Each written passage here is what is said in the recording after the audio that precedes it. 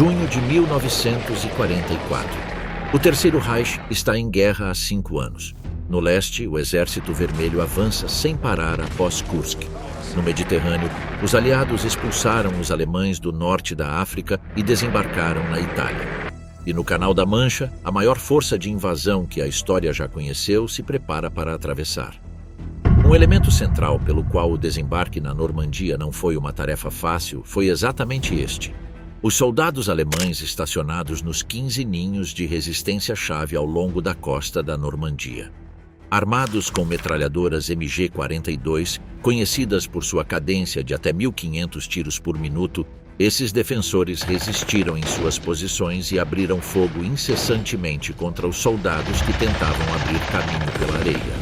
O que os aliados haviam planejado como uma operação coordenada com o menor número possível de baixas acabou se tornando, em vários setores, um banho de sangue que tingiu de vermelho a água e a areia da praia. Esquadrões e pelotões inteiros foram abatidos nos segundos seguintes à exposição ao saírem das rampas. Soldados presos pelas ondas que lhes chegavam até o peito lutavam para se proteger sob o peso de 30 quilos de equipamento, enquanto o fogo cruzado das metralhadoras varria a praia de ponta a ponta. Muitos não conseguiram dar 10 passos.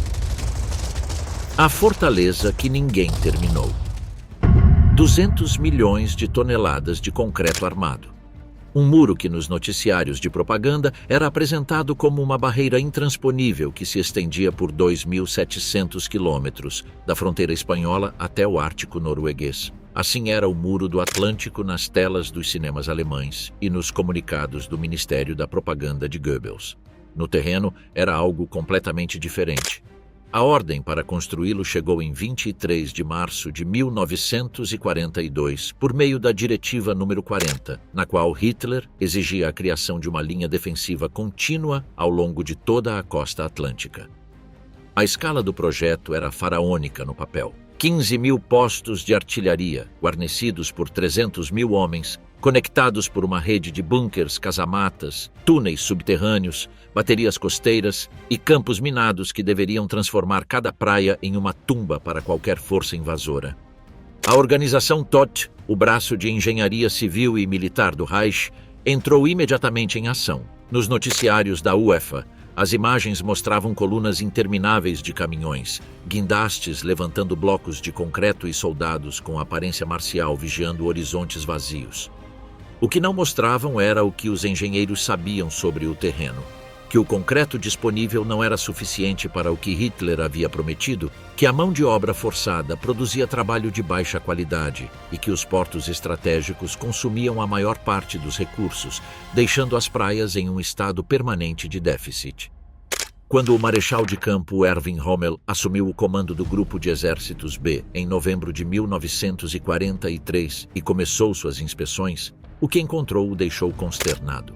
Em seu diário, escreveu que as posições eram uma mistura aleatória de bunkers sólidos e valas meio cavadas, com guarnições formadas por homens que passavam meses sem munição suficiente para praticar tiros. Cherbourg, Boulogne e Le Havre tinham casamatas de vários metros de espessura com artilharia pesada bem protegida. Mas os trechos de praia entre eles, áreas de areia consideradas improváveis para um desembarque grande porque não estavam próximas a nenhum porto, eram terra de ninguém. Alguns ninhos de metralhadoras sem cobertura, obstáculos espalhados na água e batalhões estáticos cuja missão real era morrer no local. A contradição mais absurda do projeto estava na distribuição do concreto.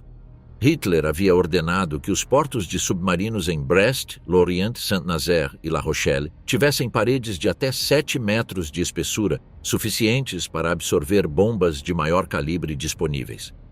Ele justificou isso como um investimento estratégico. Uma nova geração de U-Boats, os chamados Tipo 21, iria mudar o equilíbrio naval do Atlântico e precisava ser protegida. Enquanto isso, as defesas costeiras da Normandia recebiam os materiais restantes. Em janeiro de 1944, quando Rommel acelerou a construção sob sua supervisão direta, o próprio Anthony Beevor, em sua obra de referência Dia D, A Batalha da Normandia, cita que em alguns setores a construção estava com apenas 18% do planejado. Os engenheiros responsáveis sabiam disso, arquivavam e permaneciam em silêncio. A organização Todd dependia em grande parte de trabalho forçado, prisioneiros de guerra soviéticos, trabalhadores franceses requisitados, trabalhadores trazidos dos países ocupados. A qualidade era extremamente desigual. Em alguns setores, as paredes dos bunkers podiam absorver projéteis navais de calibre médio. Em outros, o concreto era tão poroso que os oficiais de engenharia se recusavam a carimbá-lo com sua aprovação. Os próprios homens que iriam lutar dessas posições sabiam disso. Vários deles escreveram sobre isso em cartas que suas famílias guardaram por décadas. Rommel não perdeu tempo em lamentações. Desde janeiro de 1944, percorreu a costa quase sem descanso, levantando-se às 5 da manhã, tomando café da manhã com o tenente-general Hans Speidel, seu chefe do Estado-Maior, e embarcando em seu carro oficial para horas de inspeções. Os resultados desse esforço eram concretos e mensuráveis. Em janeiro de 1944, havia 1,7 milhão de minas na costa oeste da França. Em junho, superavam 6,5 milhões. Milhões de obstáculos foram instalados nas praias. Elementos C de aço, trilhistas de ferro soldado cobertas com minas Tellermine impermeáveis, postes de madeira de 6 metros em campos de planadores, que os soldados alemães apelidaram ironicamente de aspargos de Rommel. Nas posições onde faltava artilharia moderna, os engenheiros desmontaram torres de tanques franceses capturados em 1940 e as embutiram em blocos de concreto, criando ninhos de fogo fixo que seus próprios homens chamaram de Tobruks, em referência às batalhas do norte da África. Era uma engenhosidade nascida da escassez, não da abundância. Mas o problema mais profundo da defesa não era o concreto nem as minas. Era a fragmentação do comando. A Kriegsmarine controlava a artilharia costeira e respondia ao grande almirante Karl Dönitz, não a Rommel. A Luftwaffe tinha cerca de 350 mil efetivos no oeste, em sua maioria alocados para tarefas logísticas do aparato de poder de Göring. E o Reichsmarschall se recusava categoricamente a colocar sua artilharia antiaérea sob controle do exército terrestre. Cada vez que Rommel solicitava coordenação entre a defesa terrestre e a proteção aérea, alguém invocava uma cadeia de comando diferente e o assunto ficava no ar. Quando Rommel expressava sua frustração pela inutilidade da Luftwaffe, o quartel-general de Hitler o acalmava com promessas de produção em massa de caças a jato M e 262 e armas secretas que supostamente obrigariam a Grã-Bretanha a se render. Rommel havia visto o que a superioridade aérea aliada fazia no norte da África e não acreditava em nenhuma dessas promessas. O debate sobre a localização das divisões blindadas foi o erro estratégico mais grave antes do desembarque. Rommel argumentava, com razão, como os fatos provaram, que a superioridade aérea aliada tornaria impossível mover blindados em massa uma vez iniciada a invasão. A única chance de vitória era destruir os aliados nas praias, nas primeiras horas, antes que pudessem consolidar uma cabeça de praia e começar a descarregar material pesado. As primeiras 24 horas da invasão serão decisivas, escreveu em um memorando de janeiro de 1944. Para os aliados, assim como para a Alemanha, será o dia mais longo. Portanto, exigia que os Panzer ficassem próximos à costa, prontos para contra-atacar em minutos, não em horas. O marechal de campo Gerd von Rundstedt e o general Leogayer von Schweppenburg discordavam radicalmente. Baseando-se em sua experiência na frente russa, acreditavam que os aliados deveriam ser deixados desembarcar, identificar o ponto principal de ataque e, então, lançar um contra-ataque maciço com todas as formações blindadas concentradas. Mantê-las próximas à costa significava expô-las ao fogo naval aliado antes mesmo de poderem lutar. A solução defendida por von Schweppenburg era manter os Panzer ao norte de Paris, fora do alcance dos canhões navais, mas em posição de se mover rapidamente para qualquer ponto da costa. Era a doutrina militar sólida no papel. Também era a doutrina que funcionou em 1941 e 1942. O problema era que em 1944 já não existia a superioridade aérea alemã que teria possibilitado esse movimento em massa. Hitler não resolveu o debate, esvaziou-o de conteúdo. Sua decisão foi uma solução de compromisso que, na prática, não satisfazia nenhum dos dois pontos de vista. Ele deu a Rommel o controle operacional sobre 3 divisões Panzer, a segunda, a 21ª e a 116ª, mas colocou as 2 primeiras ao norte do rio Sena, longe da Normandia. As outras 4 divisões que formavam o verdadeiro núcleo de fogo, primeira SS Leibstandarte, 12ª SS Hitlerjugend, 17ª SS e Panzerlehr, ficaram sob controle direto do OKW e não podiam se mover sem a autorização pessoal do Führer. Era um sistema projetado para que um único homem tomasse todas as decisões no momento mais crítico da guerra. Esse homem estaria dormindo quando o momento chegasse. Os homens que esperavam a vida dos soldados alemães na Normandia durante a primavera de 1944 tinham uma textura paradoxal. A rotina esmagadora da guarnição misturada com uma ansiedade que crescia semana após semana como a grama entre o concreto. Para os homens que vinham da frente oriental, a França era quase um privilégio incompreensível. As temperaturas no norte da África haviam chegado a 50 graus. Na Rússia, a 30 abaixo de zero, com vento. Os invernos soviéticos matavam homens por congelamento antes que o inimigo aparecesse. Nas aldeias normandas da primavera de 1944, os mercados ofereciam queijo fresco, calvados, cidra e maçãs. Os camponeses, resignados a 4 anos de ocupação, tratavam os soldados com uma cordialidade cansada, quase civilizada, comparada à hostilidade aberta das aldeias ucranianas ou ao terror da guerra total que devorava o leste. Não poucos desses homens reconheceram anos depois que a Normandia lhes parecia um destino quase invejável. Essa percepção os tornava menos vigilantes do que deveriam ser. A composição das forças alemãs no setor normando na primavera de 1944 era radicalmente heterogênea, e essa heterogeneidade era uma fraqueza que os comandos discutiam apenas em privado. As divisões de campo veteranas, unidades com experiência acumulada em múltiplas frentes, com suboficiais que haviam passado anos em combate e com artilharia móvel própria, eram a minoria. A maioria das 36 divisões de infantaria destacadas na França eram unidades estáticas, concebidas para defender posições fixas e sem capacidade de reagir a um ataque em movimento. Nessas unidades abundavam veteranos com ferimentos que os desqualificavam para a frente oriental, homens com pulmões danificados por gás, com membros amputados que usavam próteses, com lesões na coluna que os tornavam incapazes de marchar mais de 10 quilômetros, e junto a eles, recrutas de 16 e 17 anos sem qualquer experiência. O exército chamava essas formações, com fria burocracia, de batalhões de estômago e ouvido.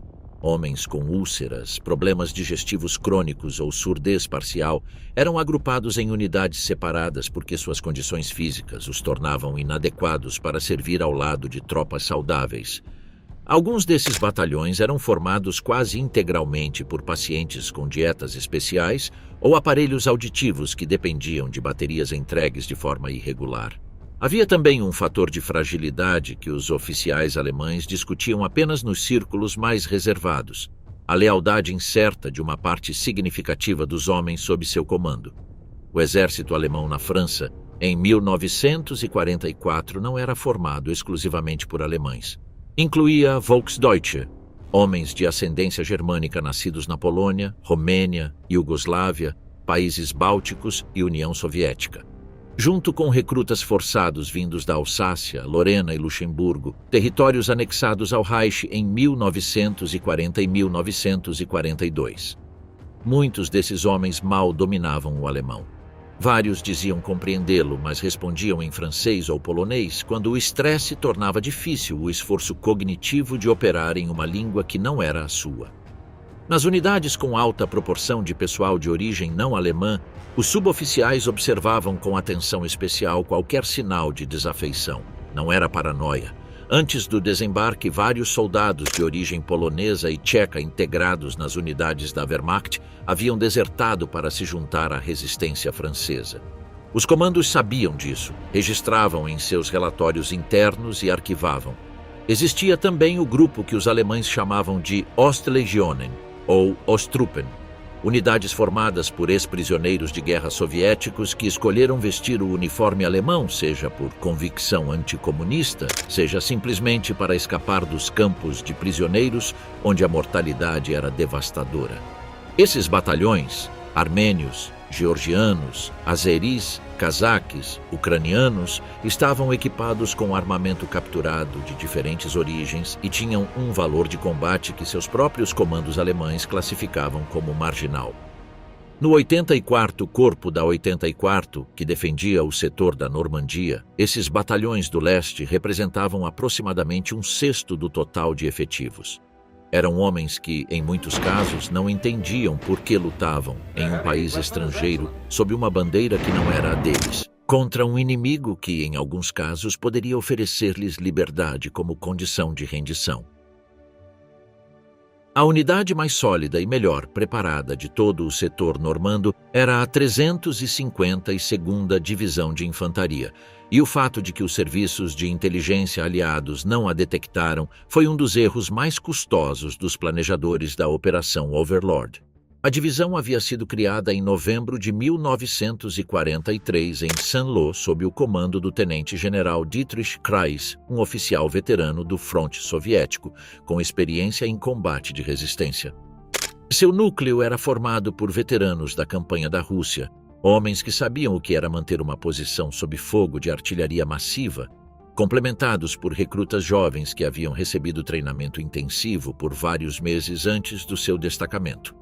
Rommel transferiu-a para o setor de Bayeux em março de 1944 e a integrou no sistema defensivo da costa central da Normandia, reforçando os ninhos de resistência existentes com sua artilharia móvel e seus batalhões de reconhecimento. Quando os planejadores aliados elaboraram seus cálculos de baixas para o desembarque em Omaha Beach, estimaram que enfrentariam 2 batalhões da 716 Divisão Estática, homens mais velhos e fisicamente debilitados, com moral baixa e armamento deficiente. Não sabiam que a 352ª estava lá. Esse erro de inteligência custaria milhares de vidas. Nos ninhos de resistência individuais, que o manual alemão chamava de Widerstandsnester, os soldados praticavam uma rotina que apagava as semanas. Turnos de guarda de 6 horas dentro dos bunkers, com o concreto exalando umidade e o cheiro de sal e óleo de armas impregnado nas roupas e no cabelo. O barulho do mar, que alguns descreviam em suas cartas como uma presença constante e ligeiramente enlouquecedora. Períodos de descanso em fazendas requisitadas, onde a palha no chão competia com os mapas de operações pelo espaço disponível. A troca de cigarros e calvados por informação e silêncio com os camponeses locais. Alguns soldados, especialmente os mais jovens, lembraram anos depois que aqueles meses na Normandia tinham a estranha qualidade dos sonhos, tempo demais de paz para ser real, com a sensação constante de que algo estava prestes a se romper. O que nenhum deles podia ver de suas posições era a escala industrial do que se preparava do outro lado do canal.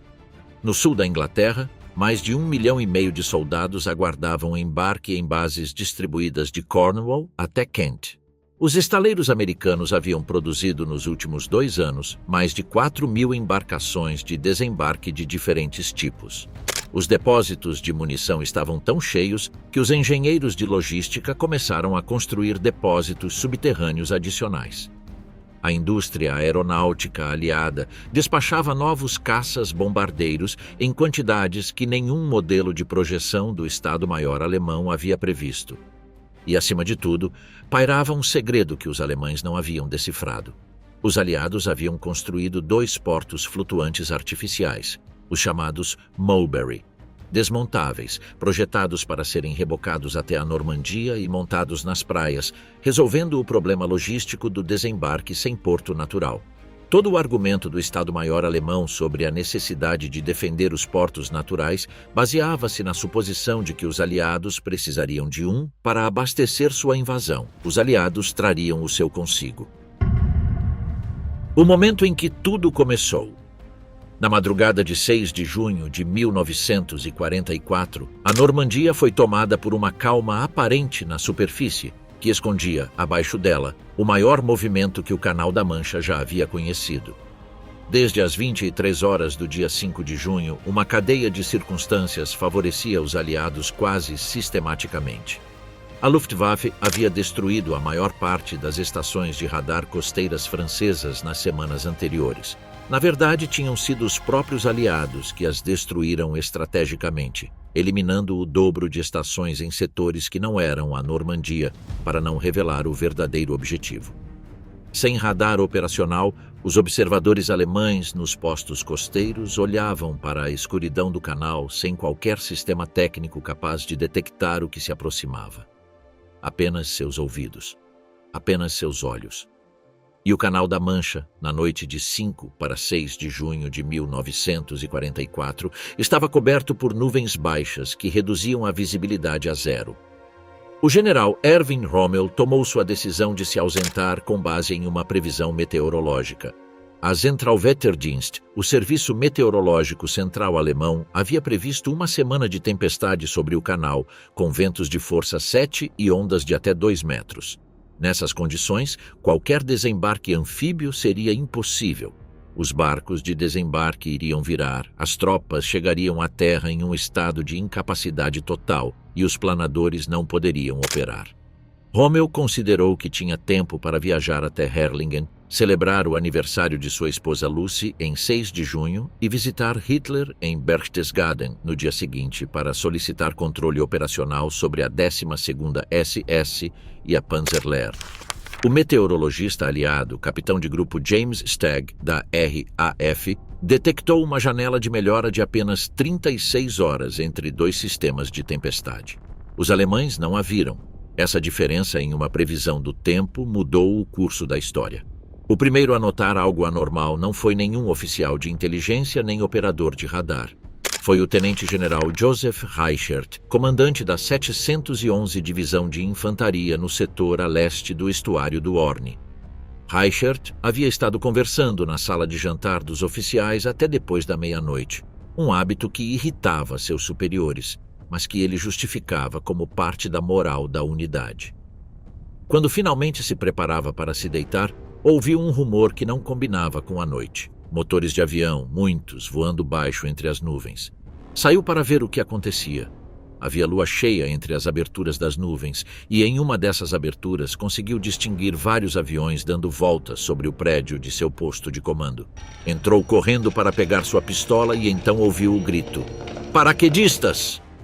As peças antiaéreas quádruplas de 20 milímetros abriram fogo. O oficial de operações transmitiu o alarme ao 84º Corpo enquanto Reichert tentava contatar o quartel-general em Rouen. As linhas telefônicas já estavam cortadas em vários pontos. Ao longo da frente, os primeiros minutos da madrugada foram uma sucessão de relatórios contraditórios e confusos. Os paraquedistas das 82ª e 101ª Divisões Aerotransportadas dos EUA, juntamente com os da 6ª Divisão Aerotransportada Britânica, haviam sido lançados sobre uma área de operações de mais de 80 km². A dispersão causada pelas nuvens e pela navegação deficiente sobre terreno desconhecido foi tão grande que os alemães que os viram aterrissar recebiam relatórios de paraquedistas em locais que, em muitos casos, distavam 20 quilômetros uns dos outros.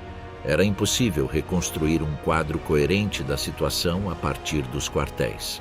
As patrulhas que saíam para investigar frequentemente não encontravam nada.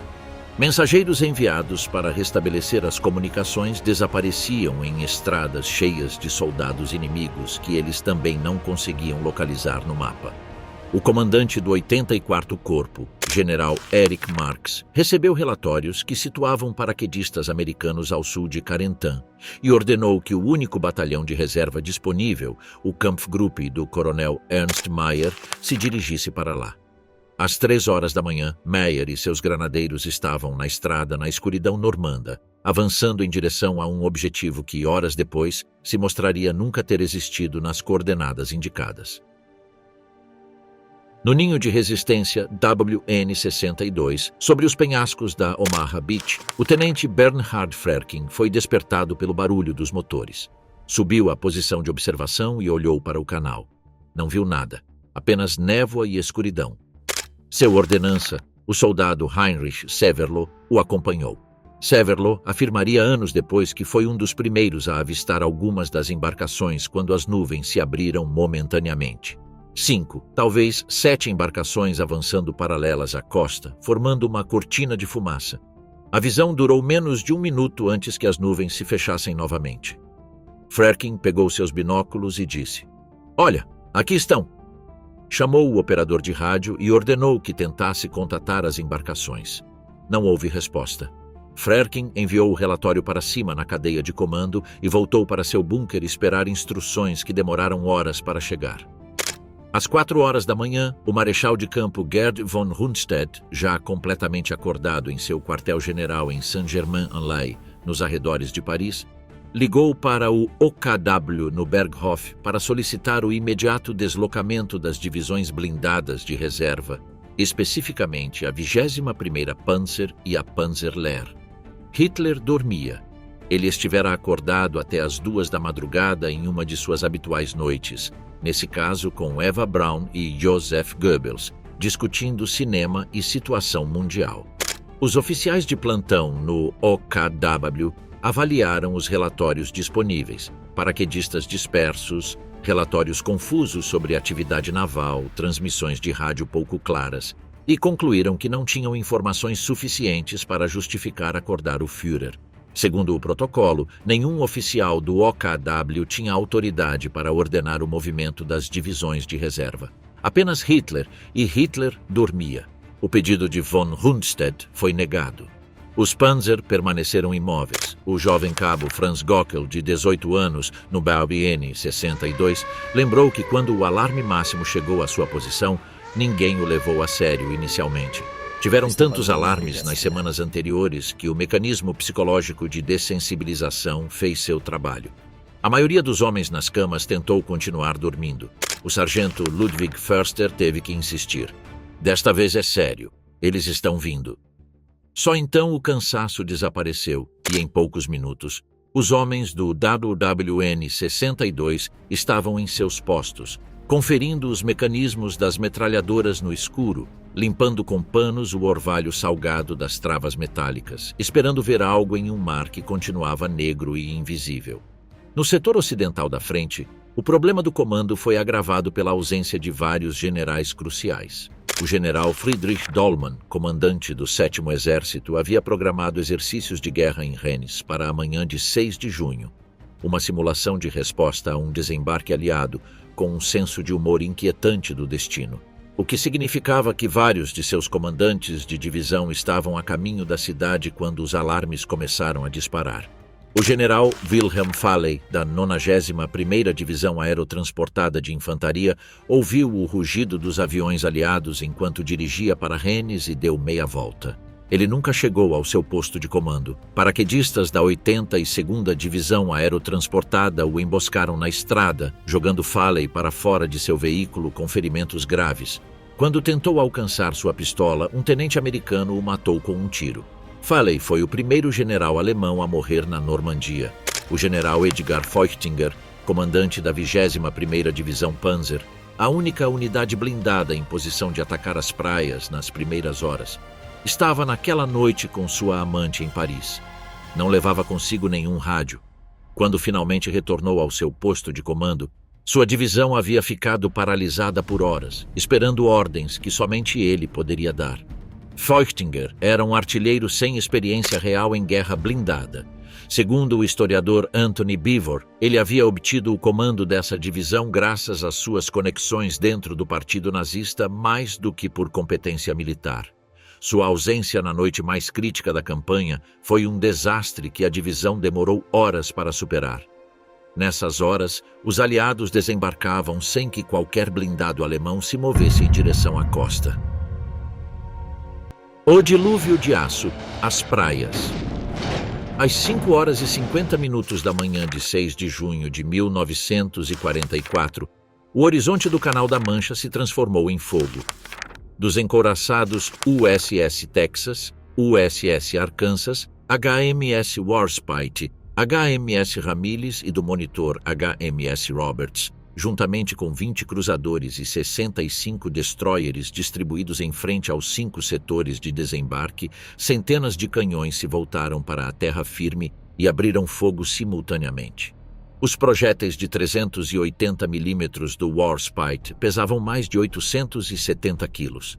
Ao atingir o alvo, levantavam colunas de terra, concreto e aço com 20 metros de altura. Mais de 38 mil foguetes foram lançados nos primeiros minutos sobre a faixa costeira. O ruído não era um som articulado.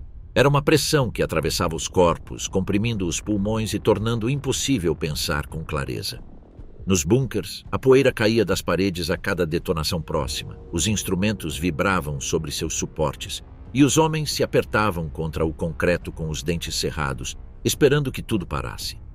Dentro dos ninhos de resistência, os defensores tinham recebido instruções precisas: permanecer protegidos durante o bombardeio e não abrir fogo até que os soldados inimigos estivessem a 400 metros da costa.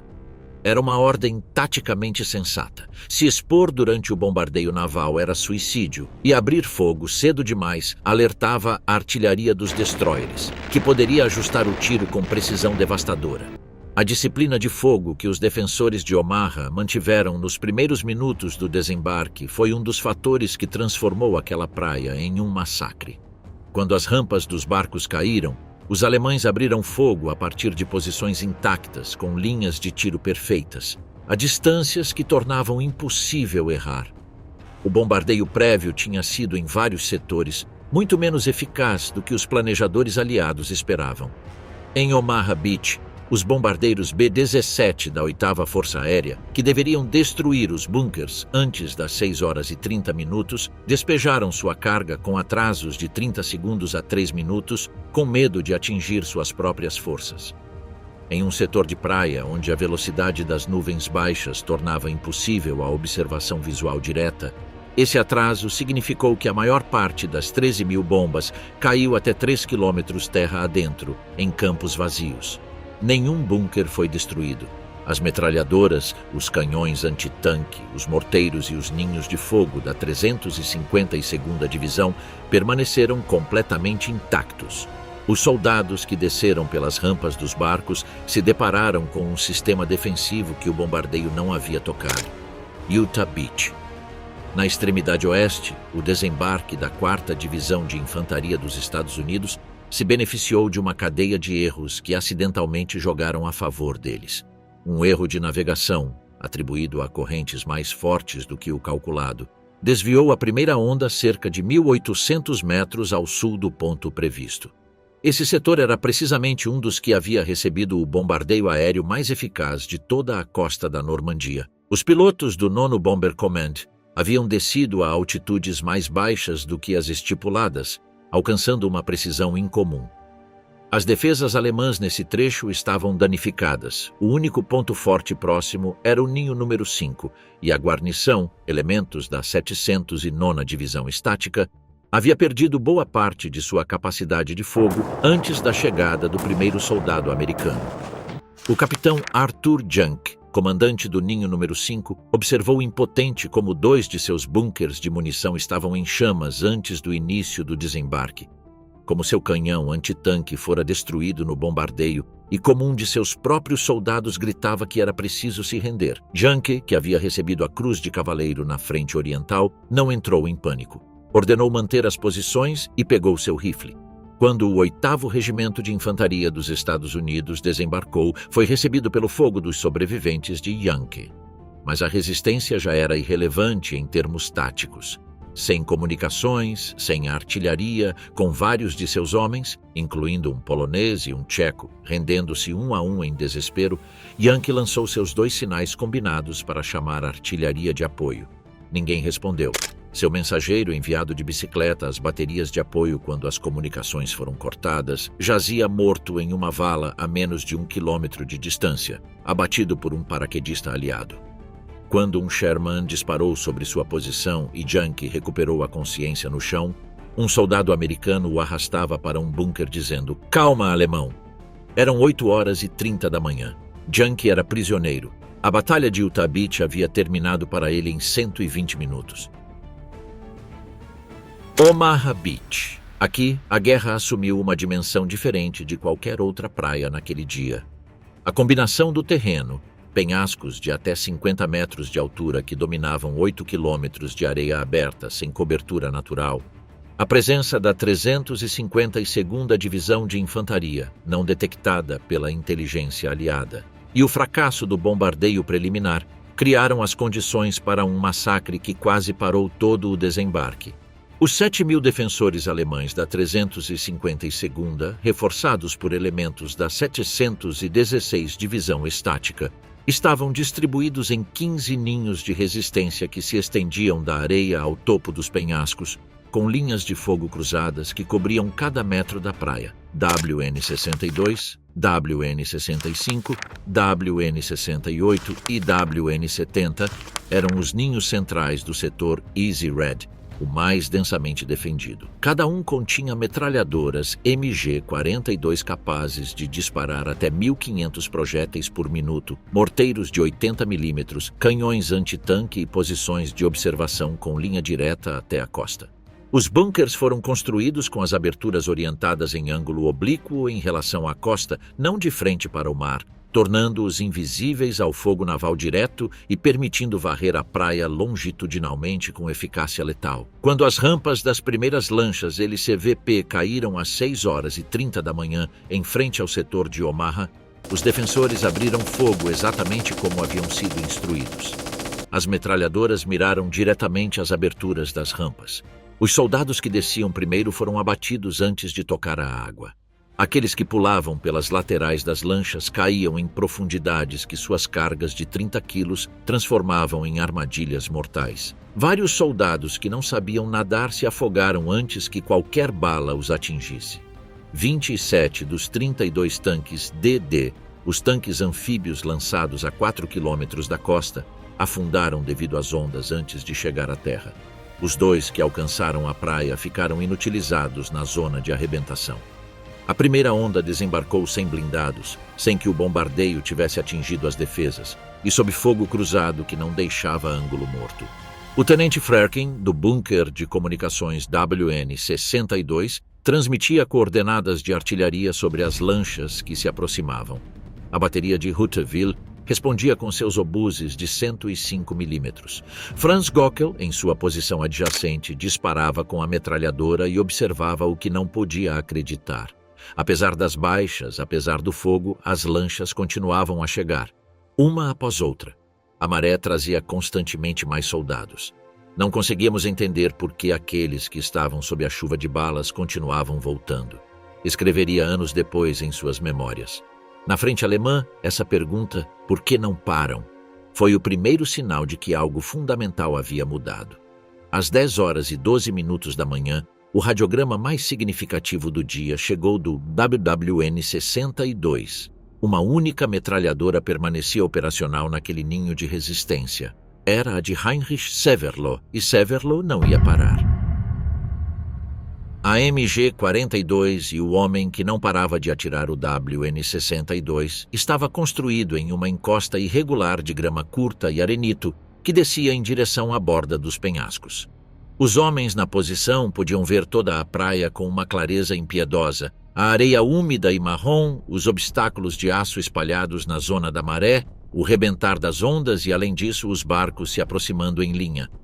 Heinrich Severloh, de 21 anos, nascido em Metzingen, a atual Eldingen, na Baixa Saxônia, não era um fanático. Segundo seu próprio relato posterior, ele não queria estar naquela guerra, não queria estar na França e não queria atirar com uma metralhadora contra rapazes de sua idade. Ele havia sido designado ao tenente Frerking como ordenança, um papel de assistente pessoal e mensageiro.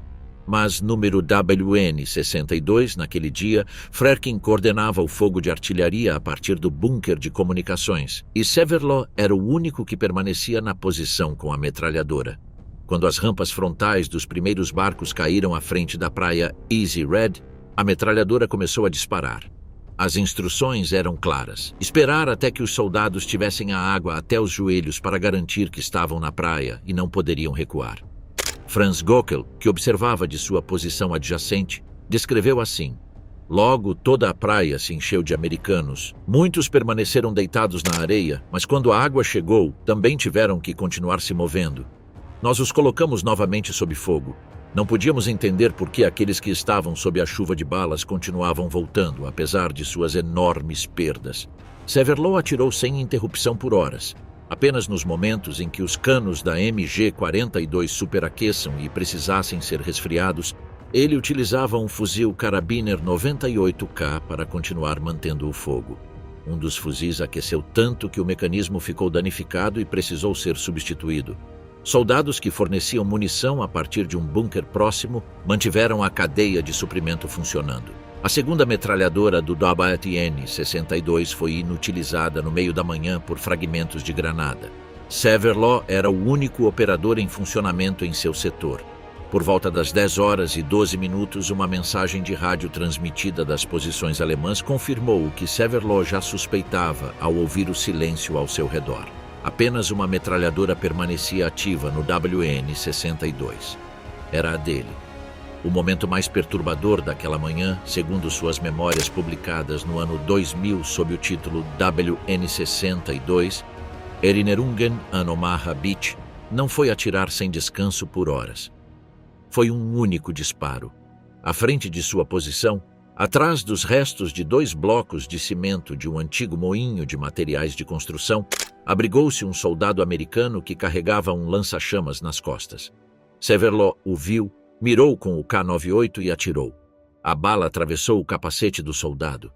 Esse único tiro, entre os milhares que ele disparou naquele dia, ficou gravado em sua memória de uma forma que os demais não. Durante anos, o visitava em sonhos. Pior do que ver dezenas de homens caírem sob as rajadas da MG-42, dizia ele. Esse homem tinha um rosto. Por volta das 14 horas, Severloh avistou tanques Sherman se aproximando do oeste.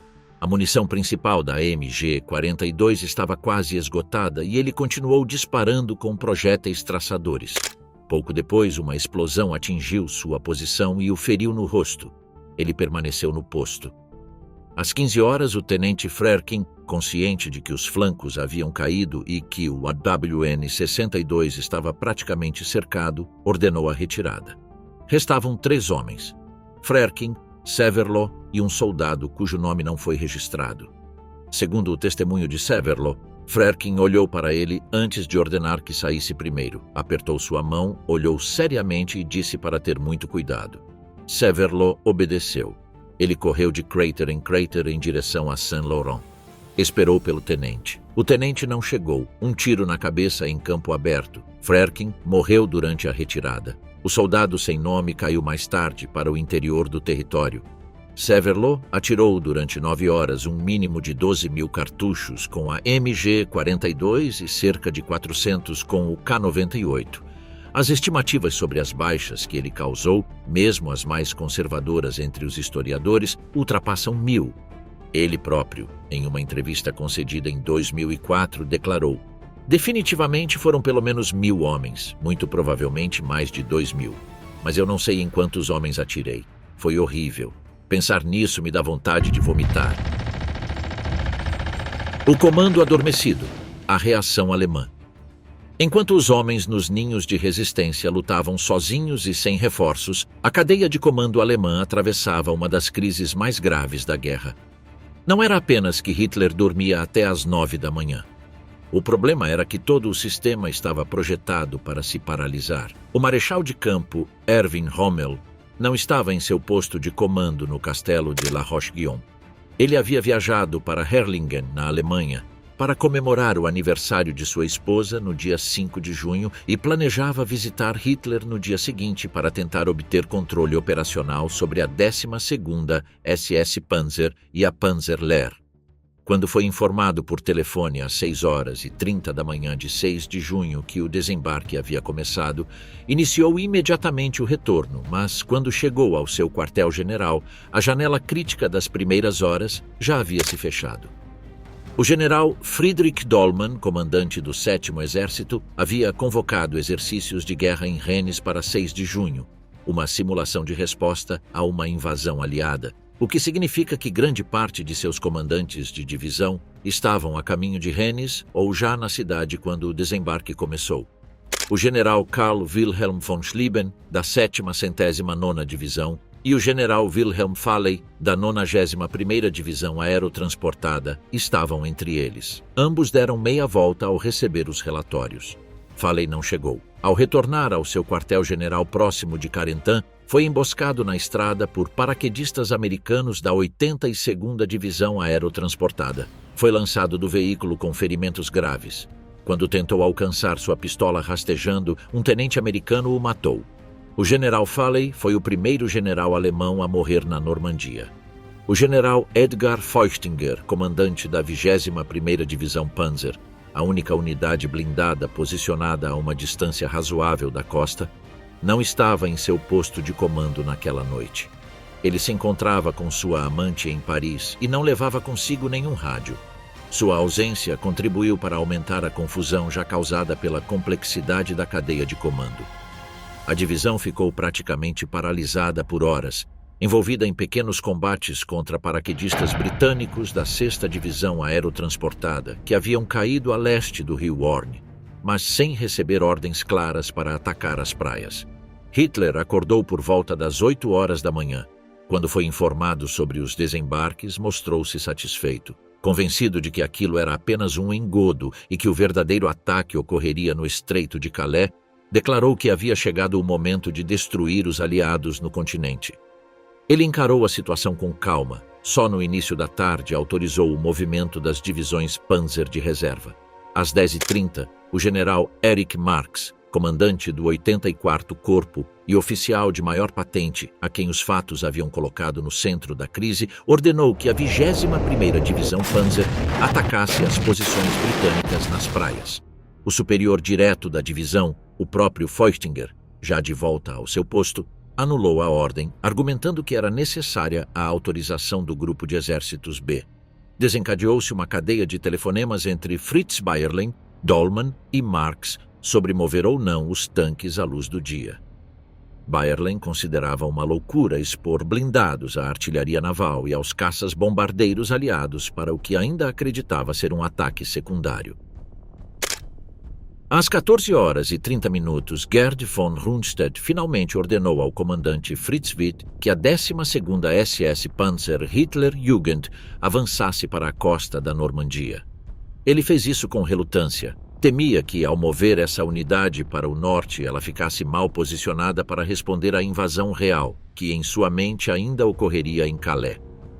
Às 16 horas, a 21ª Divisão Panzer recebeu ordens de atacar a brecha entre as áreas de desembarque britânica e canadense. O general Marx disse ao coronel Hermann von Oppeln-Bronikowski que lideraria o ataque. Se não expulsarmos os britânicos para o mar, teremos perdido a guerra. 80 tanques Panzer IV avançaram para o norte entre os sebes normandos, acompanhados pela infantaria mecanizada do 192º Regimento de Granadeiros Panzer, sob o coronel Hauck. Por algumas horas, parte da força chegou à costa, na altura de Luc-sur-Mer e Lyon-sur-Mer, separando momentaneamente as cabeças de praia de Juno e Sword. Mas o ataque principal dos Panzer foi detido pela infantaria leve de Shropshire, na crista de Perriers. Os tanques abriram fogo a partir da base da colina e encontraram à sua frente canhões antitanque de 6 libras, tanques Firefly com seus devastadores canhões de 17 libras e artilharia autopropulsada. Em 10 minutos, 6 Mark IV estavam em chamas no flanco direito e mais 9 no flanco esquerdo, perto de Mathieu. Os sobreviventes buscaram cobertura em valas e bosques. Às 21 horas, uma grande formação de planadores aliados cruzou o céu transportando reforços para a cabeça de ponte aérea no Orne. Feuchtinger interpretou o movimento como um desembarque na retaguarda de sua divisão e ordenou que Hauck recuasse da costa. Os restos da 21ª Panzer retornaram para Caen. Nesse processo, abandonaram os sobreviventes da 700ª e 16ª Divisão Estática que ainda resistiam em seus bunkers costeiros. O primeiro conjunto sério de ordens ofensivas coordenadas pelo comando alemão não foi emitido até às 0h07 do dia 7 de junho de 1944. 14 horas após o início do desembarque. As crianças de Hitler, a 12ª SS em combate. Em 7 de junho de 1944, quando os primeiros elementos da 12ª Divisão Panzer SS Hitlerjugend chegaram à frente da Normandia, ninguém no lado aliado sabia exatamente o que se aproximava. A divisão era formada em sua maioria por jovens de 17 a 18 anos, recrutados das fileiras da juventude hitlerista. Seus comandos superiores vinham da primeira SS Panzer Leibstandarte, veteranos do leste com anos de combate nas costas. A combinação era deliberada, fanatismo ideológico cultivado desde a infância, junto a uma estrutura de comando formada nos campos de extermínio da Frente Soviética. O treinamento seguiu o lema imposto diretamente de Berlim: flexíveis como o couro, resistentes como o aço Krupp, leves como galgos. Nenhum exercício em quartéis. Todo o treinamento em condições reais de combate.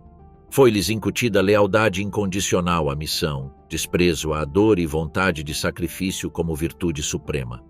Para muitos desses rapazes que chegaram à Normandia em junho de 1944, a guerra era a única forma de vida que haviam conhecido intensamente. Seu comandante era o Standartenführer Fritz Witt, de 35 anos, condecorado com a Cruz de Cavaleiro com folhas de carvalho.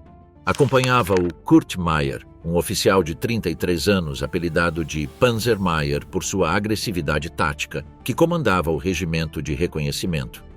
Meyer era conhecido na divisão por sua capacidade de arrastar os homens para o combate pela força de sua personalidade, e entre seus soldados circulava a convicção de que ele era invulnerável.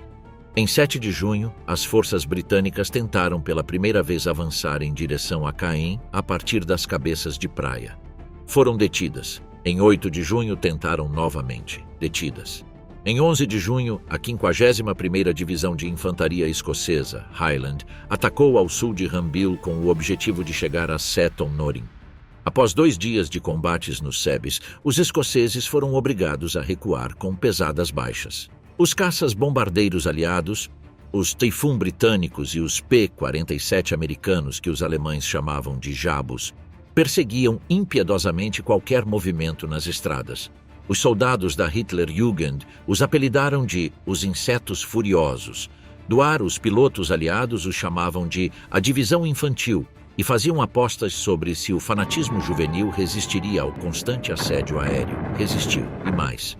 Os Hitlerjugend combatiam nos bocages normandos, aquela rede labiríntica de campos estreitos separados por muros vegetais de até 2 metros de altura, com uma ferocidade que surpreendeu até os veteranos. De posições camufladas entre os Sebes, eles empregavam Panzerfaust, metralhadoras MG-42 e artilharia antitanque em emboscadas que transformavam cada tentativa de avanço aliado em uma armadilha mortal. Muitos de seus oficiais ficaram impressionados com os próprios homens que comandavam.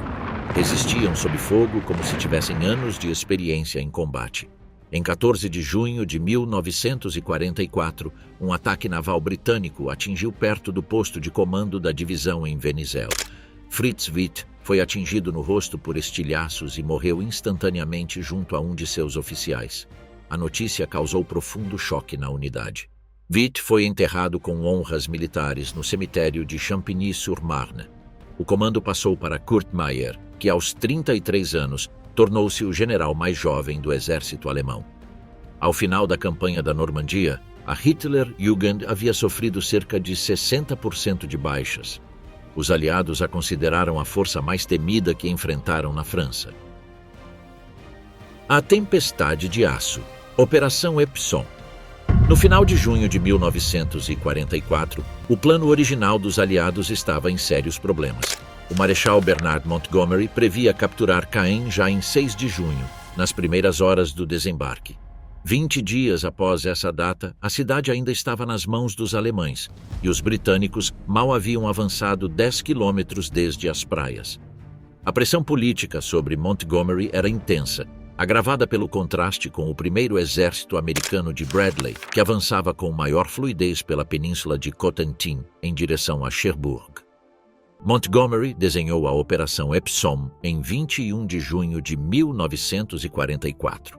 uma manobra de envolvimento pelo oeste de Caen, mobilizando mais de 60 mil soldados e aproximadamente 600 tanques. A força principal era o recém-chegado 8º Corpo Britânico, desembarcado entre as praias de Gold e Juno nos dias anteriores e que ainda não havia entrado em combate. O plano era simples em sua geometria: cruzar o rio Odon a sudoeste de Caen, capturar a cota 112, uma elevação que dominava os acessos à cidade pelo sul, e completar o rodeio pelo oeste, enquanto o 30º Corpo pressionava pelo flanco esquerdo.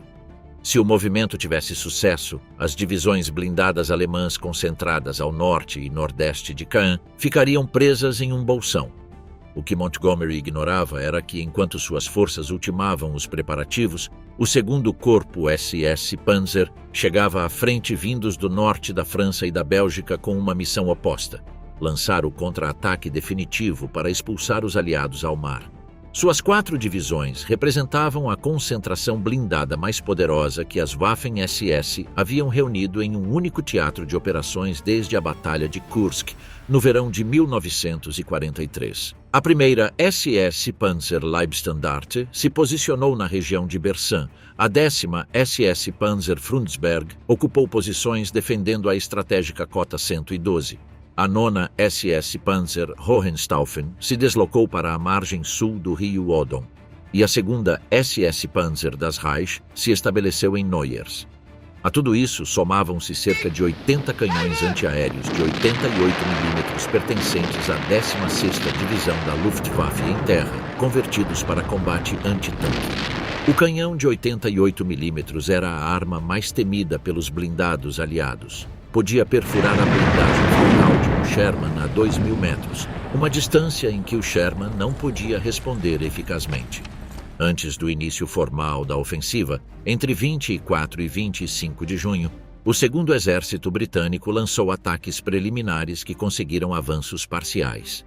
O 33º Corpo Britânico, situado no flanco esquerdo da frente, capturou as localidades de Tilly-sur-Seulles, Fontenay-le-Penel e Rauray. No centro, o 8º Corpo tomou as aldeias de Le Mesnil-Patry e Noray-en-Bessin. O 2º Corpo canadense no setor direito conseguiu ocupar Rots. Esses avanços, modestos mas reais, criaram a posição de partida de onde a Epsom seria lançada.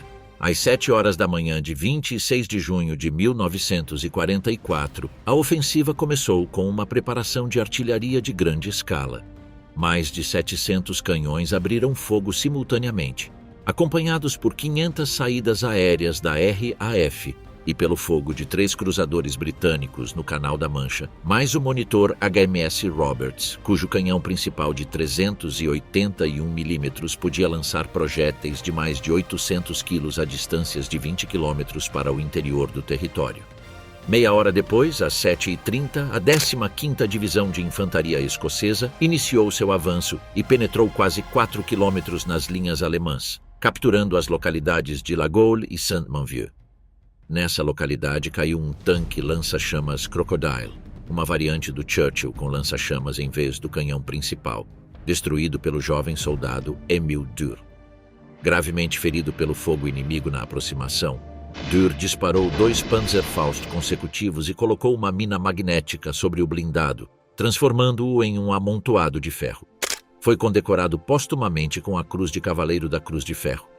Os escoceses também entraram na localidade de Cheux, mas o avanço estagnou ali com violência inesperada. A partir de posições perfeitamente camufladas no bocage, a rede de sebes, muros vegetais e terraços que transformava a paisagem normanda em um labirinto de compartimentos isolados, os defensores alemães da Hitlerjugend e os elementos Panzer emergiram de coberturas que o bombardeio prévio não havia detectado.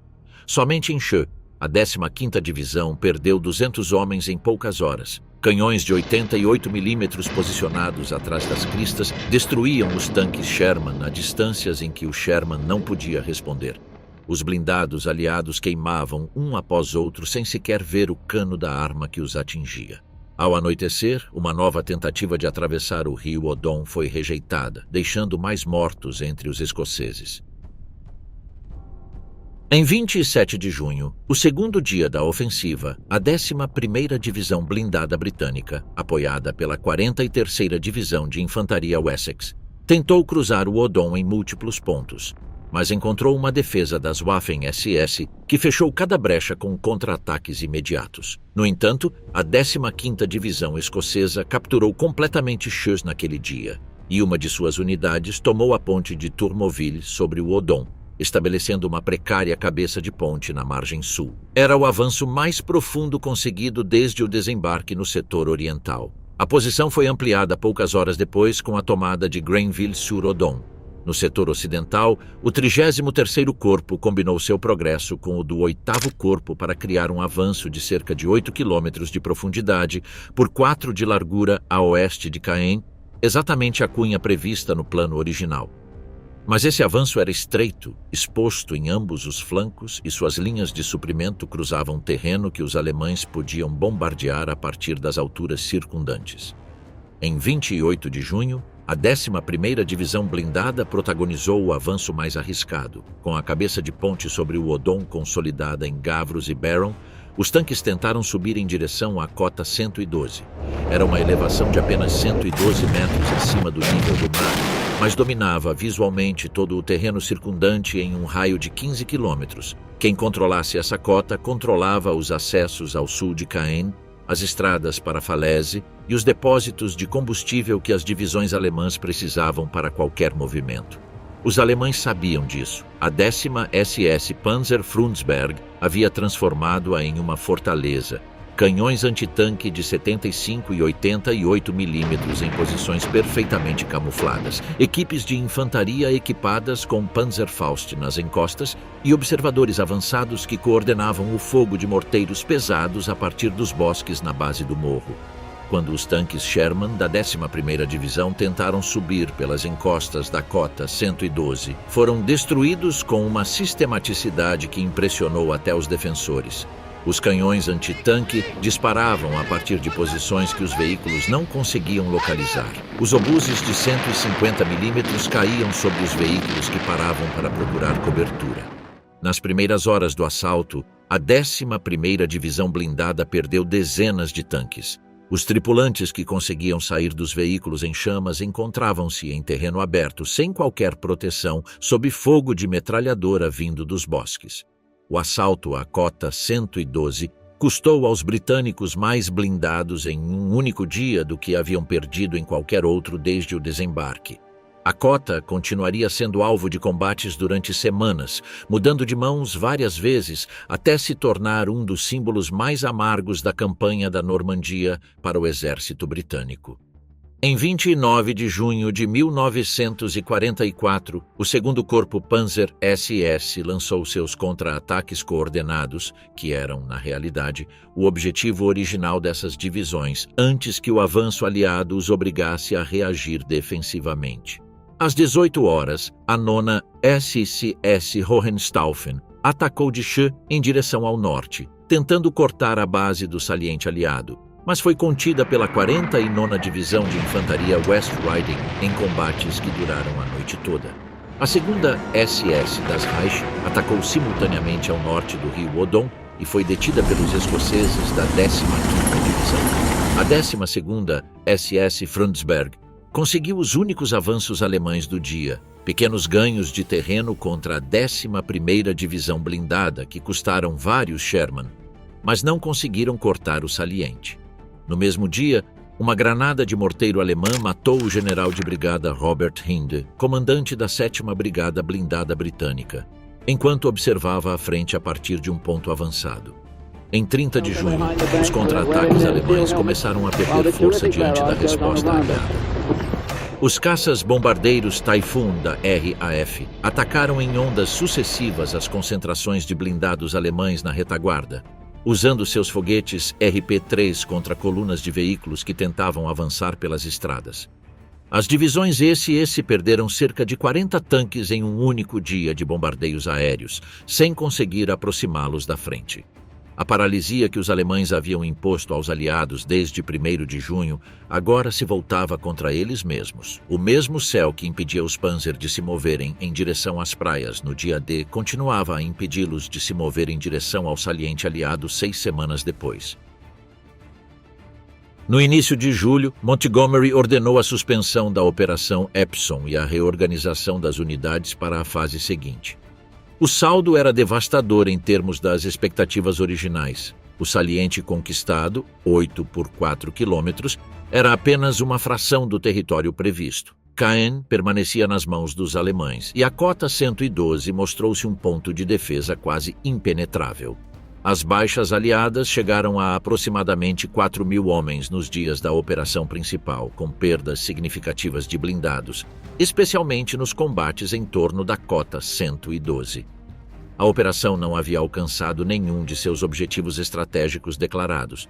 No entanto, do ponto de vista alemão, Epsom foi uma vitória tática que continha em si as sementes da derrota estratégica. Para conter o avanço aliado, o 2º Corpo Panzer SS, que havia chegado à frente com a intenção de lançar um contra-ataque decisivo que expulsasse os invasores ao mar, teve que ser consumido na defesa. Essas 6 divisões blindadas, que representavam a única força capaz de mudar o equilíbrio da campanha, ficaram fixadas no setor de Caen, perdendo efetivos e material que não podiam ser substituídos. Cada tanque destruído nos SEBs da Normandia era irrecuperável.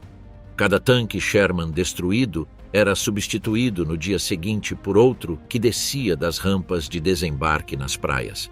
A aritmética da guerra de desgaste trabalhava irremediavelmente contra o lado alemão. Dentro do alto comando do eixo, as divisões tornaram-se públicas. O Marechal Gerd von Rundstedt e o Marechal Erwin Rommel propuseram conjuntamente abandonar Caen, recuar para uma linha defensiva mais sólida ao sul e reorganizar as divisões blindadas para um contra-ataque com chances reais. Hitler rejeitou a proposta sem discussão. 2 dias depois, von Rundstedt foi destituído do comando e substituído pelo Marechal Günther von Klug. Geir von Schweppenburg, chefe do Grupo Panzer Oeste, foi demitido em favor do general Heinrich Eberbach, e Friedrich Dollmann, comandante do 7º Exército, suicidou-se em 28 de junho após receber a notificação de que seria removido do comando e submetido a conselho de guerra pela perda de Cherburgo. Von Kluge chegou à frente com a convicção de que seus predecessores haviam gerido mal uma situação administrável. Precisou de menos de 2 semanas para chegar exatamente às mesmas conclusões que eles. Que a frente não podia ser sustentada com os recursos disponíveis, que a superioridade aérea aliada tornava impossível qualquer movimento de concentração diurno, e que Hitler não autorizaria a única manobra que poderia ter prolongado a campanha. Em uma conversa registrada em seus diários de operações, von Kluge murmurou a um de seus ajudantes após uma reunião com os comandantes de corpo: "Como se pode lutar quando nem mesmo se permite decidir onde colocar um tanque?" A cidade de Caen caiu finalmente em 20 de julho de 1944, com 36 dias de atraso em relação ao calendário original de Montgomery. Para então, a maior parte da cidade histórica havia sido reduzida a escombros pelos bombardeios aliados. A Catedral Românica de Saint-Étienne, construída por Guilherme o Conquistador no século XI, sobreviveu milagrosamente intacta, rodeada de ruínas. Dos 60.000 civis que viviam em Caen antes da guerra, mais de 20.000 haviam morrido ou fugido durante os combates. Os defensores alemães, que resistiram semana após semana naquele perímetro, pagaram o preço de uma estratégia que os condenava a se consumir em posições que não podiam conquistar, protegendo uma cidade que Hitler se recusava a abandonar e que os aliados tinham meios de destruir pedra por pedra. O tempo está acabando. Os tanques que não podiam avançar. O problema fundamental dos tanques Panzer na Normandia não era a qualidade das blindagens nem a coragem das tripulações. Era o céu. Desde o primeiro dia, os caças-bombardeiros aliados estabeleceram uma dominação aérea que transformava qualquer movimento de tanques durante o dia em uma roleta mortal. Os Typhoon britânicos com seus foguetes RP-3 e os P-47 Thunderbolt americanos sobrevoavam as estradas da Normandia como predadores, detectando o reflexo do sol em uma torre ou a trilha de poeira de uma coluna em movimento. Os tanquistas alemães o chamavam de "o terror do ar", e discutiam isso com uma mistura de respeito e desespero. A Panzerlehr, considerada a divisão blindada mais poderosa do Reich em solo francês, contava com 230 tanques e 600 veículos motorizados quando entrou em ação. Tentou avançar para a linha de frente nos dias após o desembarque. Seu comandante, o tenente-general Fritz Bayerlein, veterano do norte da África e um dos oficiais de confiança de Rommel, descreveu mais tarde o que se tornou uma constante. Toda vez que partíamos, o céu se enchia de fogo. Parávamos o motor e esperávamos. Depois tentávamos novamente. As estradas estavam cheias de crateras produzidas pelos foguetes aliados. Em vários pontos próximos a Caen, colunas inteiras de Panthers ficaram carbonizadas no asfalto sem terem entrado em contato com o inimigo. A logística tornou-se um pesadelo.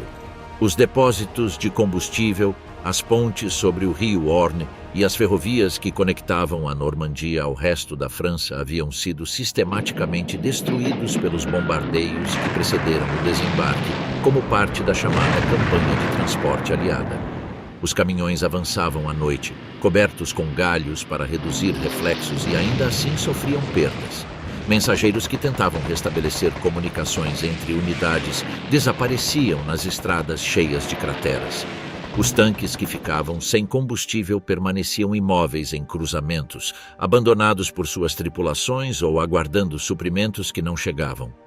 O general Geir von Schweppenberg tentava coordenar suas divisões a partir do quartel-general do Grupo Panzer Oeste, enfrentando dificuldades crescentes.